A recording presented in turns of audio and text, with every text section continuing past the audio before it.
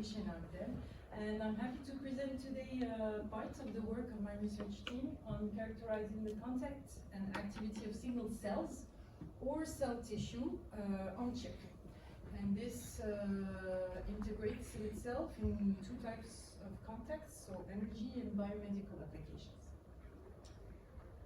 All right, so this is just a little slide showing you overall the different types of solicitations or techniques that we use on cells, single cells or tissue. On the left, you have electrorotation or electrofusion, so the use of electric fields on cells to gain information on the content and the envelope. Also, microfluidic systems developed for the diagnosis of sickle cell disease. And at the second part, we go over a higher scale towards cell tissue and developing organochips to analyze and diagnose also different types of sicknesses or toxicities. So first, electrically monitoring the single cell. There are different types of techniques that we use. So first of all, the common is microfluidic devices, and the different techniques we use are bioimpedance measurements. For example, on the application of electromechanical signature of red blood cells, so this is sickle cell disease. Secondly, use of the electroforces, for example, in the case of detection of pathogens, using the signature, the electric signature of cells. And finally, electrorotation. In this case, as an example, it's in the content of estimating lipid content in single cells, but it can also be used for cancer cells. That's something my group did already on spheroids. All right, so the first part is to access the cell parameters and how do we measure the bioimpedance. I will present this through an example of application that we've published. So it's using bioimpedance on sickle cell disease. The first thing is the microfluidic device. So as you can see here, this is just a frame, a part of the microfluidic device, but it's a series of microchannels, as you can see here. In the image, you have red blood cells on the left entering the channel and flowing towards the right. If it works, I hope you can see well, but yeah. It's okay. So it's injected from the right to the left, sorry. Yeah. Okay.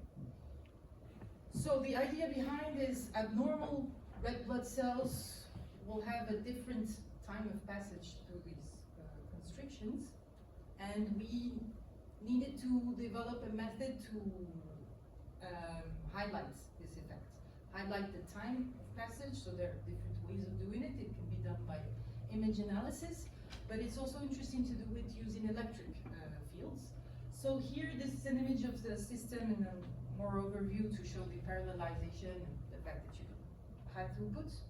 And on the right, you have the evolution, a time lapse of one red blood cell flowing through the channel. So in terms of technique, so as I told you, we're trying to measure the bioimpedance of the cell when it passes through this constriction.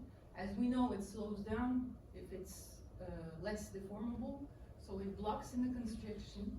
And in this particular constriction, I think, yeah, you see my mice, you have a cell here blocked, and we've integrated two electrodes in this restriction to be able to measure the bioimpedance during time. So here you see the evolution of impedance when the cell is inside the capillary and when we don't have any cell in the capillary.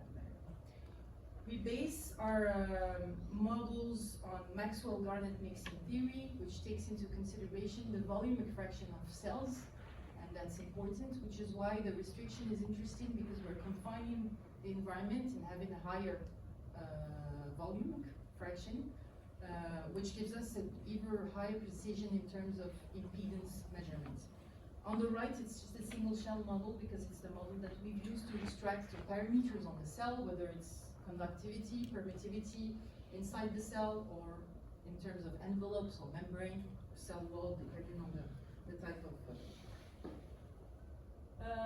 Here are the results that were published on this application. So as you can see on the left, you have the two electrodes surrounding the cell inside the restriction, and on the graph, this shows us the time of passage.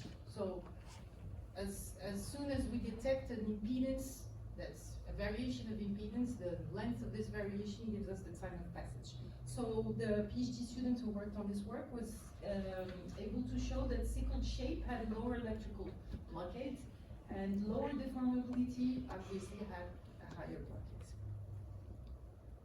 So second step is the use of de-electrophorese force. So this is another type of electric field application that we've tried to use. And this time the example I will be mentioning is the application on bacteria, extraction from blood. So trying to separate different types of cells in the same sample. In this case it's red blood cells, bacteria, Escherichia coli, and Candida albicans, so it's yeast cells. And the PhD student who worked on this was trying to evaluate using this force, which is, let's say, a force that gives you information so on the permittivities, but it is also influenced by the frequency, so it's dependent on the frequency that we apply. And as you can see, depending on the frequency, you will have a different type of de-electrophorese force, whether it's negative or positive. What we know is negative means that the cells will mainly want to go towards low regions of electric field intensity, and positive de-electrophoresis will lead the cells towards high intensity of electric fields. And in this case, as you can see, each different type of cell has its own electric spectrum, and it's a way also to separate them. Of course, the idea is to find a range in which you have a difference of de-electrophoresis between the three of them. In this case, you see that here you have one region where she can separate Escherichia coli from the two other types of cells, for example. So this is the microfluidic system that was developed with a flow system, flow level on the top, electrodes, interdigitated electrodes. And the idea is, or maybe here, here you have a region where you have high intensity of electric field, and higher on the top you have lower intensity. So here for positive de-electrophorese, we expect the cells to be trapped on the bottom, okay, because here we have a higher intensity of electric field. And for negative de-electrophoresis, we expect them to go on the higher level because it's a lower electric field, and therefore this is why, this is the way we separate them. And then the idea of adding a flow on the microfluidics chip is to be able to trap the bacteria, for example, and flow all the rest, and then recuperate only the bacteria. So I've prepared a leak video for you. Don't know if you'll be able to see, but you'll see at some point some bacteria being trapped on the electrodes. For those who have good eyes. Which is not the case. Okay. So third part is electrorotation. So that's another type of application or method that we're using, but it's also dependent on the factor Clausius-Moussetti that we find in the de-electrophoresis force. So both methods are related to each other. The only difference is in this time we are basing ourselves on the variation not of the amplitude, but a variation in terms of phase, which gives us an rotating electric field, and the cell is always wanting to catch up with the rotating electric field. And the speeds, the rotational speeds, will be dependent on the electric parameters of the cell, whether it's the envelope, permittivity, conductivity of the membrane, or the inside of the cell. So why was it interesting for us? It's because, well, as you can see, you can have information on envelope and content. So content, it's for the bioenergy purpose. This is what I will explain to you right now. But the other content, which I won't be presenting today, but it's on spheroids, for example, cancer spheroids, where you can have a different electrorotation spectrum compared to normal cells. So for the lipid content, why do we want to measure lipid content on cells, so we're not on human cells right now, or on plants, let's say cells, so microalgae, particularly microalgae cells. So why microalgae cells? It's because they produce many compounds of interest, which are interesting for various types of sectors of activity, mainly lipids, and lipids are transformable into biofuels. So it's an interesting potential renewable source for the future. However, the production today is not efficient yet, the cost is too high.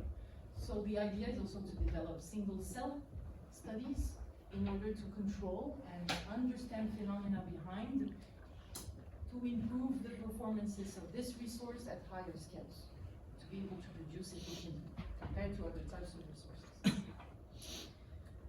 All right, so another video, electrorotation of the cell turning around. So if you follow with me, you should be able to, no, okay, we just have the video, but the idea is that you see here, you have the frequency on the bottom, so we're at 37 kilohertz, we're at the beginning of the curve over there. And the more we will advance on frequency, the faster you see she's turning, okay? And we'll get to a frequency where she will start slowing down, okay?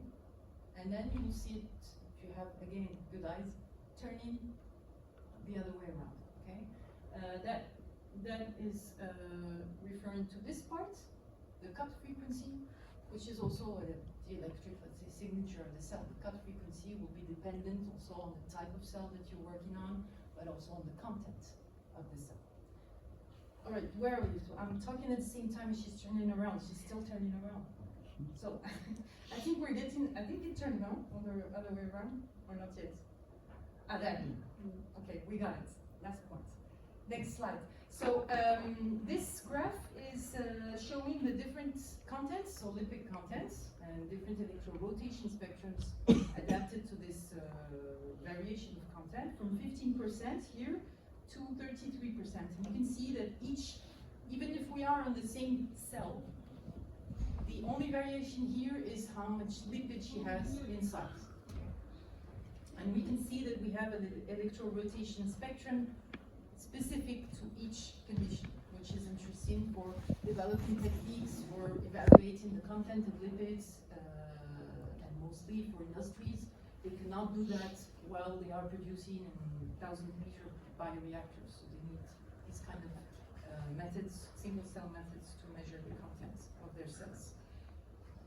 All right, I have actually still a little part on the spheroids, but here we try to characterize the group, try to characterize cancer's degree of malignancy on different types of cells and evaluated through electrorotation spectrums. And this also was able to show, distinguish the level of malignancy for these types of cells, mouse ovarian surface epithelium.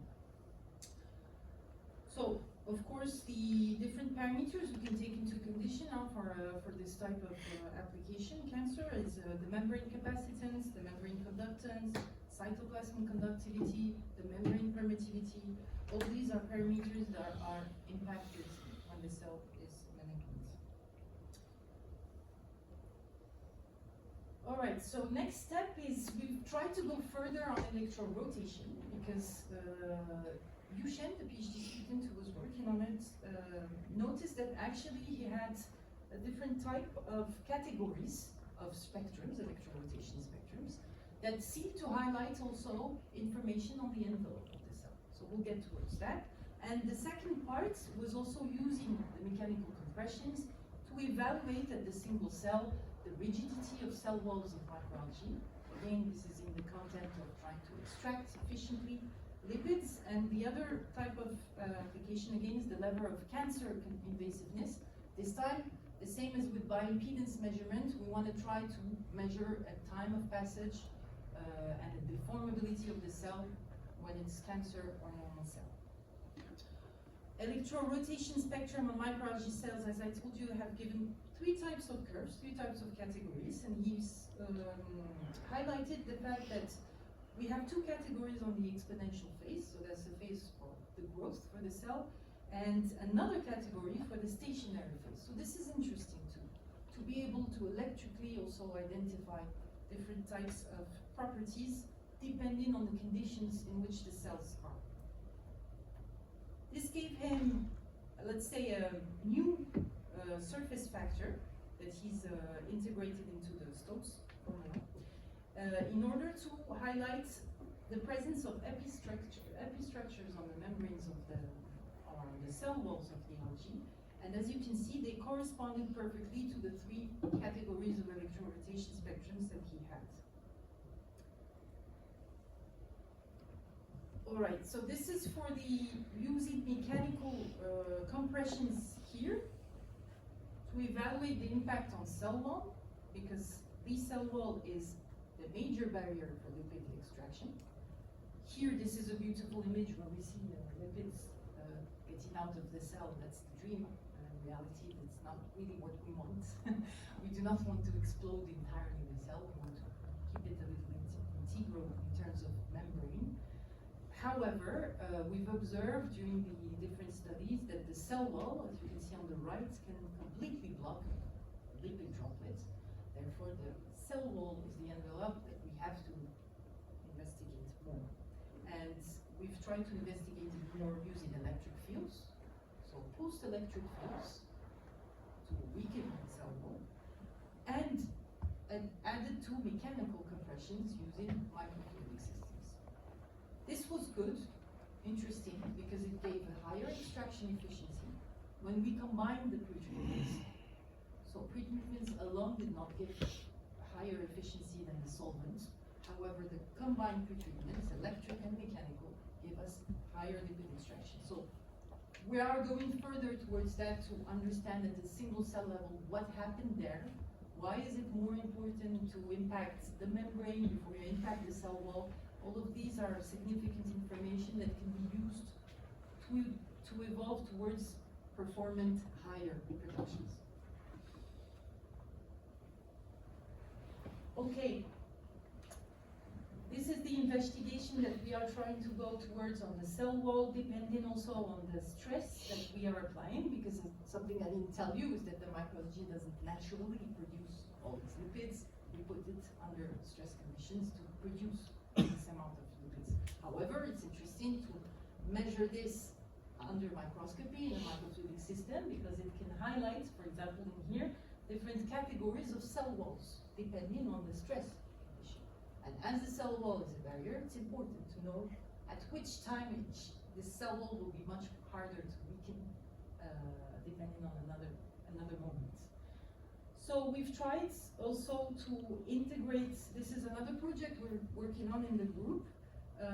After evaluating the fact that mechanical compressions gave us a higher extraction, we've decided to develop some kind of chemical sensor in the microfluidic chip that is able to quantify the force that we are applying on the cell wall, which gives us this extraction efficiency. This is important information also at the industrial scale. We work on microfluidic systems, however, to be able to give information at the higher scale, we need to quantify the force that we are applying inside the channel. So to do that, we have grafted a molecule that is sensitive to mechanical solicitation, and that shifts in terms of fluorescence wavelengths, depending on the shear stress that she submitted to. And this gives us a correlation towards the Moulin-Young, and therefore a property, mechanical property of the cell when this cell passes through this molecule. So we have published some preliminary results, and this is ongoing project. So if I have time, I will pass fast on this part, so tissue engineering. Microfluidic devices for monitoring tissue. There are two types of devices we've worked on recently, are liver on chips and gut liver on chip. Just quickly, liver, why liver is a very complex organ with numerous metabolic functions.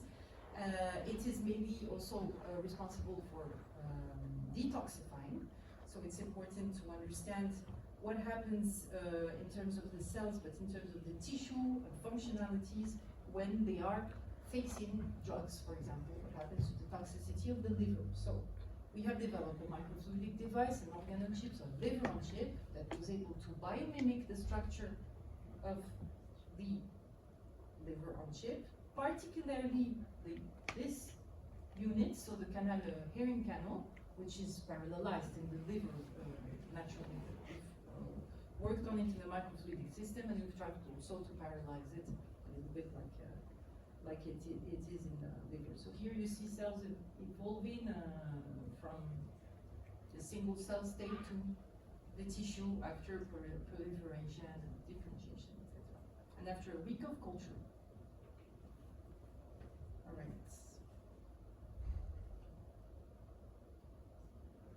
Okay. This also is published work, but it's also ongoing. And just the application that I've mentioned is the toxicity. So we tried paracetamol, and we were able to evaluate the viability of the cells, the liver cells, at a certain dosage of paracetamol. And of course, the dosage of paracetamol that was necessary for toxicity in the cells was lower than what we would need naturally in the body, because we are at the microscale. This is also fluorescent marking, just to show that the functionality of the liver was validated, also with the production of bile, canaliculi that you see over there. Oops. Okay. Thank you. And finally, gut liver organ on chip. So this is also a device developed in collaboration with the Japanese team for the evaluation of permeability of gut and co-culturing with hepatology, so hepatocyte, liver cells.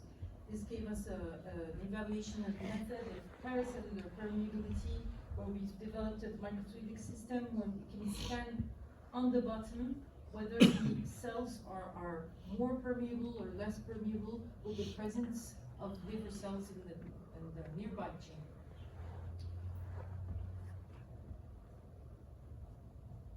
Permeability tests again, so of course this is just a different type of intensities that we used and different types of fluorescent marking, mainly using dextran, because dextran is a molecule for which we know the size, so many of the permeability. And thank you everyone. And of course I thank all the team members, previous and also current team members, and all the collaborations, and everyone who's contributing to these beautiful projects. Thank you everyone.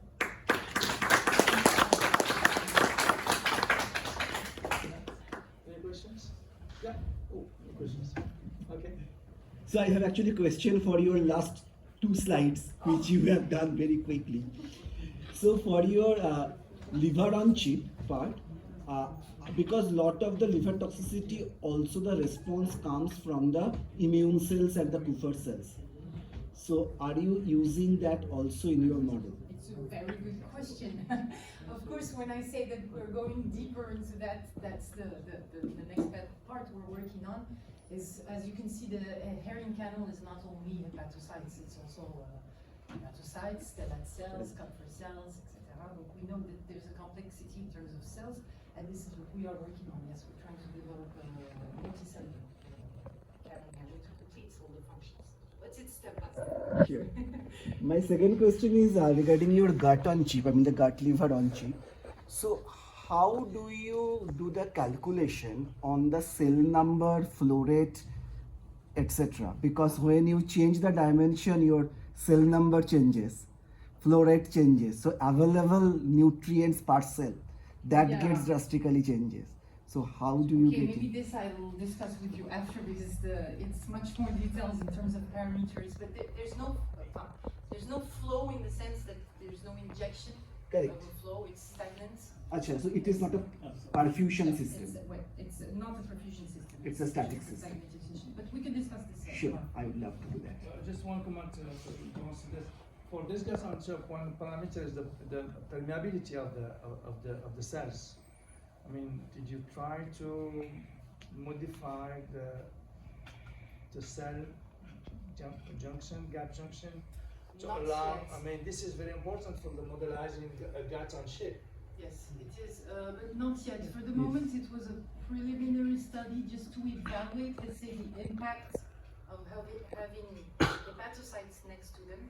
Does it impact the permeability of the gut cells? And it did have an effect, but it wasn't expected. Actually, it has the reverse effect that we were expecting. But we didn't go further on that. Yeah. I just had, so the system that you have built where you are, you are checking the electrical impedance, Yes. right? Means have you ever thought of trying to, see the population of cell from circulation, from blood, all right, and look at like a pattern them based on WBCs, RBCs, and any other cell type that is present, including the cancer stem cells that are present in circulation, right? Because if you have a huge pool of data, of the impedance data, I think we can be able to map them and then say, whether the CTCs are present or not in the system, or if any other kind of cells are present or not. This will allow to have a huge diagnostic application, right? So have you ever thought of doing that? No. But actually, it's let's say that the bioimpedance measurements were done on these types of cells, only red blood cells, but we've never really tried to go more on different types of cells, etc. Yeah, because I think that we went towards electrorotation, the electrophoresis, etc. But I do agree that even in terms of tissue engineering, bioimpedance measurements could be an interesting application also. So it is the next step, I guess. It's Right. to increase the throughput because the Yeah. device is developed to be able to do a high throughput measurement of impedance. Right. So next step now is to take another sample and inject them in the I mean, it's- chip, and then we see what happens. Yeah, But I mean, we it's just just, need to do it. yeah, It's you not, just need to run many samples to see the pattern them according to the cell I type, agree. and then just see in a complex mixture whether I will Absolutely. identify or not. We just Yeah. need to find a beach as soon Yes. as he's ready to Okay. increase the And hydrogen. Shamantak, like when we look for the pattern, one can think of machine learning and AI. Exactly, AI Of course, also, right? of course, Yeah, because yeah. the high throughput will give a large data Large size, data set, which yeah, therefore will exactly. be implicated into deep learning and Yeah, yeah. gaining new information. Of course. I have one. Yes, I have one question.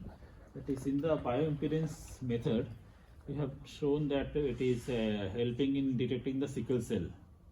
Yeah. Sickle cell. So, are you say applying the whole blood for detecting the sickle cell, or it is only the The red blood cells only. red blood cells only? Yeah, because the samples came from blood. Okay, so I think they are also having the hematocrit along with the Of course, they RBCs. have everything, but they have filtered and extracted only the red blood cells for the system. Okay. Because the rest we would have had too many clotting and other problems. But sickle cell also, their shape motivates them to get clogged in the Yes, in of that course, in those of channels. course, yes. So how you are ensuring that the data which you are getting, the impedance which you are getting, that is explicitly only for the sickle cell concentration, and There's only the red blood cells on in the sample. it is only having the Yeah. red blood cells. So only the red blood cells, and the red blood cell blocks in the restriction, and it's at that moment where we detect a difference in terms of impedance. That difference of impedance takes, let's say, I don't know, 10 microseconds or 10 milliseconds. That's the time of passage that we measure. That's it. We don't measure impedance on the other types of cells that you have in blood. Okay. So in the sickle cell, is it only detecting the sickle cell, or its trait also, like sickle cell A, B? That's a good question. In my mind, it was only one, but I should check that. I think in the publication you have all the detail. That she's evaluated different types of categories Okay. of sickle cell disease. So, if you want, you can contact me for the publication. Okay. So, nice talk. With respect to your the liver chip, so liver regenerates. It's one of the first regenerating organ. So, did you consider that? I think you have just now mentioned about the stellate cells. They are part of the regeneration. So, is there a way that in future we can consider the regenerative capacity of the liver while we are looking into, say, even the effect of paracetamol? Means in a system which is static or non-dynamic, is going to give me something, and this is one aspect. And the other aspect is that the cells that you have taken for the liver, are they iPS derived? Means if we have iPS derived cells, then there would be homogeneity with respect to the data that we obtain, and rather than when we have, say, cells, different types of cells that are present in liver, and we mix them together, because that's heterogeneous population which might have been isolated from different sources. So how do you think on going about these two aspects? Okay, so you're thinking ahead. So the first part will first to succeed into having the different types of cells in the same channel with the same medium. This is already the challenge that we are trying to work on. In terms of application, of course, there isn't only the toxicity that's interesting. You are right. There are other interesting aspects that we'll be able to maybe try to identify. However, the other type of studies that we're trying to do is infections. What happens? How do Kupffer cells react when bacteria is injected in the channel, in the liver structure? Yes. So we can continue, just trying to gain time because we are late, as you imagine. Because we're colleagues, you can be. So yeah, so these are, but we're not there yet. We have to first have a functional liver structure with these different types of cells. And the second part of your question was IPS. IPS cells. This work was on HEPA-RG cells. These are specific liver cells. I don't know if you know them, but they're produced here in France. But they're specifically interesting because they're easy to use, they're easy to proliferate, differentiate. We control everything on them. But of course, this is just the first part to go towards a functional liver and then identify and try other types of cells, which is something we are doing, but it's ongoing. And we're doing it in collaboration with hospitals because iPS cells, as you know, it's very expensive, very difficult, very fragile. So it's not something we want to do in the investigation part. It's something we want to do when the liver on chip is already with us. Okay, now I have to stop talking. So we'll